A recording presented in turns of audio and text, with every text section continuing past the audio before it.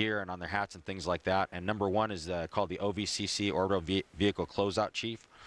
He's been the crew lead, has 28 years on this team. This is an incredibly experienced and dedicated team that gets the people on the orbiter, and Travis is in charge of the whole thing. And not only is he in charge of this one, but he's in charge of the whole closeout crew. We can see here Chris Ferguson getting put into a seat. And the folks that are helping him get in his seat there are number 2. If you can see the number 2 on him is Randy Brezhnik. He's actually a Marine Corps colonel. He's one of our astronauts. You can see him in the one screen. And you'll see a real good shot of that right here. You'll see him connected into the straps that Chris is already into, that he came in with his chest strap and everything. So that gets connected there. And they're essentially doing all these connections to make sure he's nice and snug in there and all ready to go. Absolutely, and there's a reason we do that. For the Terminal Countdown Demonstration Test, TCDT, when they come out, we actually have, through the years, taken many things off of the launch flow and moved them into that flow, so they didn't have to do so many things before launch. It used to be that launch was as packed as that, and we just learned that, especially with post-Columbia, the crews have so much to do on Flight Day 1 and Flight Day 2 with the inspections and everything else that it's just critical that we send them up there relaxed and with a little bit extra sleep. So we've really tried to scrub the launch timeline to take out anything that's unnecessary. So what we're left with is practice STA flights, shuttle training aircraft flights for the pilot and commander, some briefings that they have to do. The crew will normally go out and check out all their computer lines that are set up. It's called the pre-wiring, that they set up all their computers and cameras and things like that. They go out and check that. But other than that, we try to give them free time. Mid-deck is actually done in less time than the flight deck does, and they're concurrent. So it's a little bit odd. You think, okay, there's only 4 people. It's going to take, 25, 30 minutes because there's less people. But really, it takes the same amount of time because this is the timeline, the flight deck, and how long it takes to get those 4 folks strapped in is what drives the time. Now, having all 4 crew members on the flight. Those are actually by size. Each crew member picks what size they want that headrest to be, and it depends on how high they want their head up. If you didn't have that at all, you'd actually be holding your head up the entire 2 or 3 hours before launch, which would be incredibly painful. But they get to pick how big they want that headrest to be. Everybody has a lumbar support. It's hard to see here, but there's a little black tube down by Doug's right hip.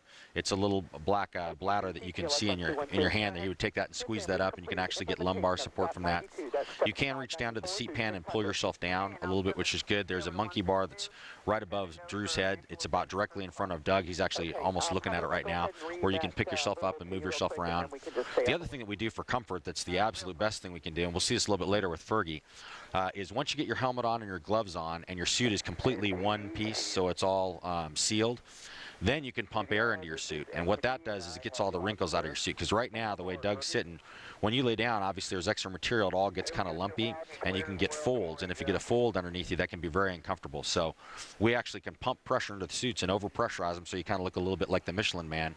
And that gets all, because it's very important in many cases to have a timer going from the start of a problem to when you fix it. So there's a lot of things that you're doing there. So Chris is over there getting his nest all built while we finish Doug up on the right side. And all those items are already on board when he gets on board? They're all on board when he gets there, and they're either waiting for him on Velcro and he just moves them around, or once he's on, Randy will hand them to him. And Randy's got him sitting down there on the bottom, and he'll actually hand those things to him and make sure that they're all ready to go. So in some cases, there will be things that they have in their pockets. That's usually not the case, but sometimes they'll have a thing or two in their pocket to carry up there with them that they put up. And they bring the last checklist out with them because they actually have a checklist when they have the pre-flight weather brief that happens right before they suit up. That's the last thing before they suit up. So those actually come out with Randy after the crew. I understand you to say earlier that even though there's only 4 crew members, that because of the way the process works, it's not going to take any less time to get everybody on board. Is that what you were saying?